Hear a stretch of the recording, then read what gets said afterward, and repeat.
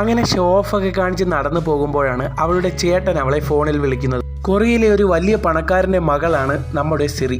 എന്നാൽ തന്റെ അച്ഛന്റെ പണമൊന്നും വേണ്ട എന്നും പറഞ്ഞ് വീട് വിട്ട് ഇറങ്ങിയാണ് സിറി ഇപ്പോഴുള്ള ബിസിനസ് എല്ലാം ഉണ്ടാക്കിയത്. അങ്ങനെ സിറിയുടെ ചേട്ടൻ വിളിച്ച ശേഷം അവളോട് പറയും, നിന്നെ കാണണമെന്ന് അച്ഛൻ പറഞ്ഞിട്ടുണ്ട്, അതുകൊണ്ട് നീ നാട്ടിലേക്ക് മടങ്ങി വരണമെന്ന്. തന്റെ ചേട്ടൻ ലോക ഉടായിപ്പാണെന്ന് അറിയാവുന്ന ഹീറോയിൻ ഞാൻ വരാൻ നോക്കാമെന്ന് പറഞ്ഞ ശേഷം ചേട്ടന്റെ നമ്പർ ബ്ലോക്ക് ചെയ്യും.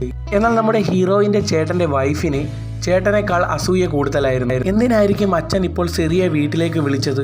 ഇനി നിങ്ങളുടെ ഫാമിലി ബിസിനസ് എല്ലാം സിറിയെ ഏൽപ്പിക്കാനാണോ അച്ഛൻ അവളെ വിളിച്ചു വരുത്തുന്നതെന്നോർത്ത് അവൾ ടെൻഷനാകും. എന്നാൽ ഇതേ സമയം തന്നെ നമ്മുടെ ഹീറോയിന്റെ കോടീശ്വരനായ അച്ഛൻ തന്നെ ഒരു കേസിന്റെ കാര്യത്തിനായി കോടതിയിൽ നിന്ന് വരുമ്പോൾ ഒരുപാട് പത്രക്കാർ അവിടേക്ക് വന്ന് ചോദിക്കും, സാർ നിങ്ങളുടെ ബിസിനസ് എല്ലാം മക്കളെ ഏൽപ്പിച്ച് വിശ്രമ ജീവിതത്തിലേക്ക് പോകാൻ ഒരുങ്ങുകയാണെന്ന് കേട്ടുവല്ലോ എന്ന് ചോദിക്കും. എന്നാൽ ആ പത്രക്കാർക്ക് മറുപടിയൊന്നും കൊടുക്കാതെ തന്നെ അയാൾ തിരികെ വീട്ടിലേക്ക് വരും. അങ്ങനെ ആ